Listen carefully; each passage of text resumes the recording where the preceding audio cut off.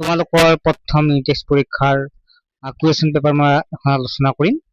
এইখন হৈছে সায়েন্সৰ question paper, general সায়েন্সৰ, আৰু এইখন হৈছে যোৱা বছৰৰ কুৱেশ্যন পেপাৰ। তোমালোকে গমে পোৱা প্ৰিভিয়াছ ইয়াৰ কুৱেশ্যনৰ পৰা বহুখিনি কমন পৰে। সো সেয়েহে এইবাৰো মই তোমালোকৰ বাবে এখন জেনেৰেল সায়েন্সৰ কুৱেশ্যন পেপাৰ লৈছো ক্লাছ 9ৰ, আৰু বাকি কুৱেশ্যন পেপাৰ বিলাকো মই আলোচনা কৰিম, তোমালোকে চাবা। এতিয়া আমি যদি চাওঁ তেতিয়া ফুল মাৰ্কছ হৈছে 50 নম্বৰ প্ৰশ্ন কাকত আছিল এইখন, আৰু সময় আছিল 2 ঘণ্টা। গতিকে এইকেইটা তোমালোকে চাবা, প্ৰশ্ন বহুতেই ইম্পৰ্টেন্ট হয়। ইয়াৰ আগতে তোমালোক অৱগত কৰাব বিচাৰো, যিহেতু প্ৰথম টেষ্ট পৰীক্ষা আহি পালে, সো তোমালোকে এটা ভাল ৰিজাল্ট কৰিবৰ কাৰণে আমাৰ লগত যোগাযোগ কৰিব পাৰিবা।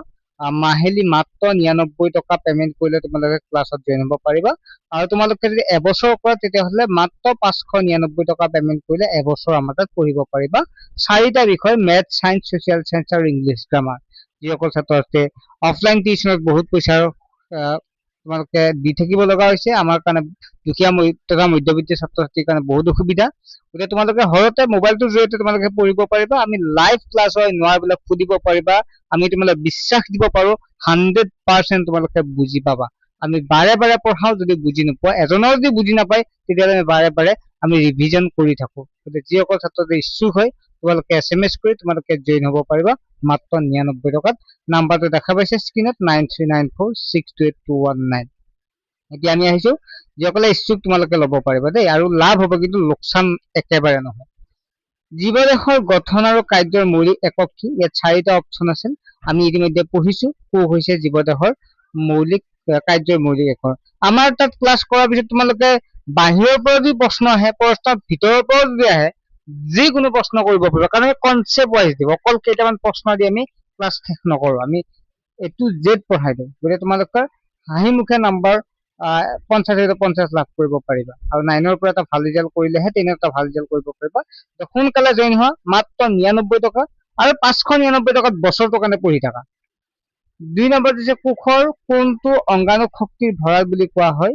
এইটো হৈছে মাইটকণ্ড্ৰিয়াক কোষৰ শক্তি ভঁৰাল বুলি কোৱা হয়। কোষ অংগাণুসমূহ কোষৰ ডেছত থাকে। কোষ অংগাণুবিলাক ক'ত থাকে? কোষ পৰশত থাকে। 4 নম্বৰ প্ৰশ্নটো হৈছিল DNA কাৰ্যকৰী একক হ'ল, DNA কাৰ্যকৰী একক হৈছে জিন, হৈছে DNA কাৰ্যকৰী একক। দ্ৰুতিৰ এছআই একক কি? দ্ৰুতিৰ এছআই একক হৈছে মিটাৰ পাৰ ছেকেণ্ড।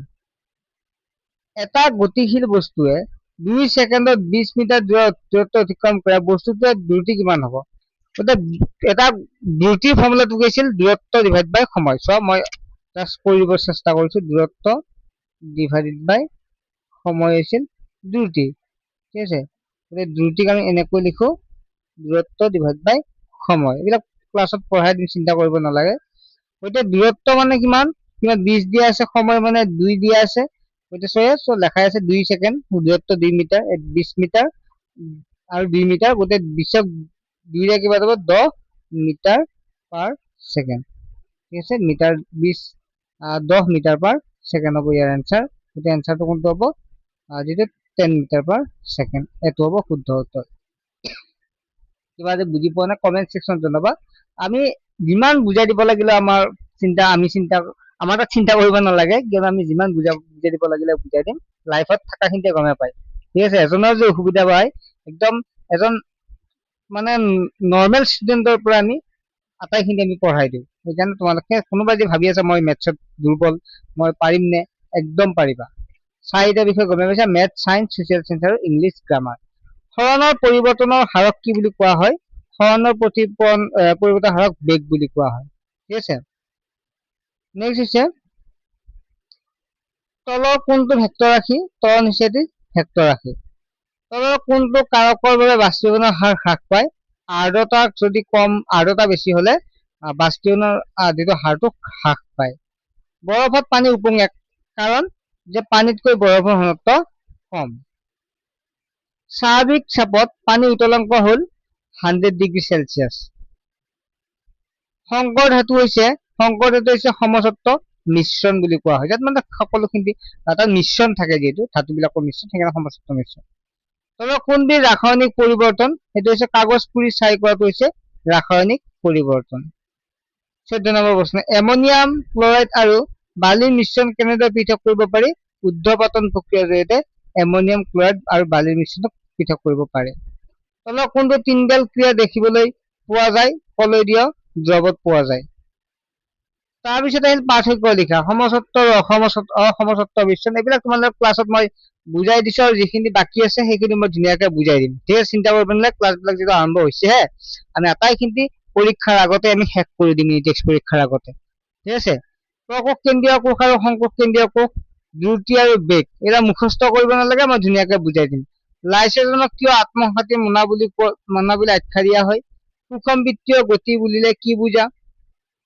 300 গ্ৰাম পানীত 6 গ্ৰাম নিমখ দ্ৰৱীভূত কৰি এটা দ্ৰৱণ প্ৰস্তুত কৰা হল। দ্ৰৱণৰ গাঢ়তা ভৰ ডিভাইড বাই ভৰৰ শতাংশত, গাঢ়তা ভৰ বা ভৰ শতাংশত প্ৰকাশ কৰা। তলৰ উষ্ণতা চেণ্টিগ্ৰেডত প্ৰকাশ কৰা মনত আছে বোলে, কেলভিনৰ পৰা চেলচিয়াছলৈ লৈ গলে কিমান কৰিব লাগিব? 265 পৰা কিমান, 265 কেলভিনৰ পৰা কিমান, 273 কেলভিন বিয়োগ কৰিব লাগিব। মানে 273 বিয়োগ কৰিলে আমি চেলচিয়াছত পাই যাম। ঠিক আছে, 365 পৰা আমি 273 বিয়োগ কৰিম, 450 পৰা 273 বিয়োগ কৰিম। চাহ বা গৰম পানীত, গৰম গাখীৰ কাপতকৈ প্লেটত লৈ খাবলৈ কিয় সহজ? একেবাৰে সহজ, এইবিলাক পাঢ়ি আহিছা, নাপাই তোমালোকে, কাৰণ পিষ্টকাৰী যাৰ বেছি তাৰ মাজে বেছি বাষ্পীভৱন হয়। বাষ্পীভৱন কি কি কাৰকৰ ওপৰত নিৰ্ভৰ কৰে? বাষ্পীভৱন নিৰ্ভৰ কৰে আৰ্দ্ৰতা, তাৰপিছত আমি যদি চাওঁ তেতিয়া পিষ্টকালী আয়তন, তাৰপিছত পিষ্টকালী আকাৰ, মানে পিষ্টকালী আৰু পিষ্টকালী, বতাহৰ গতি, এইবিলাক পাই আহিছিলো, পঢ়ি আহিছিলো। ত্বৰণ বুলিলে কি বুজা? এছাই এককত লিখা। আৰু যিসকলে নতুনকে জইন হবা, তোমালোকে আকৌ ক্লাছ বিলাক পাই যাবা, ৰেকৰ্ডেড থাকে আমাৰ, মানে এবছৰ পিছত চালেও চাব পাৰিবা, ক্লাছ বিলাক সম্পূৰ্ণ ৰেকৰ্ডেড থাকে, আৰু নোটছ পাই সম্পূৰ্ণ আমাৰ পৰা পাই যাবা। বিগলনৰ লিনটাপ কাক বোলে? 2 নম্বৰ আহিছিল। বস্তু এটা 15 মিটাৰ দূৰত্ব 5 ছেকেণ্ড আৰু 20 মিটাৰ দূৰত্ব 3 ছেকেণ্ড অতিক্ৰম কৰা বস্তুৰ দ্ৰুতি কিমান? একেবাৰে সহজ প্ৰশ্ন আহিছে। চমুটকা লিখা, আশ্ৰিতি, প্লাষ্টিক, যৌগ। তাৰপিছত এটা আদৰ্শ উদ্ভিদ কোষ আৰু প্ৰাণী কোষৰ চিত্ৰ আঁকি অংগসমূহ চিনাক্ত কৰা। এছাই education online tuition, best online tuition বুলি ক'লেও ভুল নহব, আমি যিমান পাৰো চেষ্টা কৰি আছো। নাম্বাৰটো হৈছে 9394628219। ছাত্ৰ ছাত্ৰীসকল মাত্ৰ 99 টকাত এমাহ পঢ়িব পাৰিবা, আৰু তোমালোকৰ অফাৰ আৰু সুবিধা 599 টকাত 1 বছৰ ফুল্লি পঢ়ি থাকা, য'ত তোমালোকৰ মেথ, সায়েন্স, ছচিয়েল চেঞ্চ আৰু ইংলিছ গ্ৰামাৰ পাবা। আৰু বহুতে ক'ব পাৰে ছাৰ বহুত এডভাৰেজ কৰি আছে, হয়, কাৰণ আমি যিহেতু আমি ষ্টুডেন্ট খিনি আমি জনাব লাগিবই, হয় না? সেইকাৰণে যিসকলে ইচ্ছুক হয় তোমালোকে জইন হ'ব।